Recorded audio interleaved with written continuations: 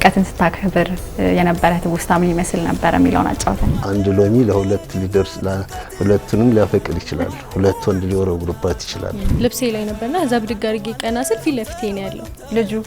እሺ ከዛ በጣም ነው የምታምሪው አመሰግናለሁ ነይ እንሂዳለኝ ወዲ ነይ እንሂድ ሚያንስቼ በቃ ደህና የከጀልኩት አይነት ሰው ነበርና በእኛ እድሜ ነበር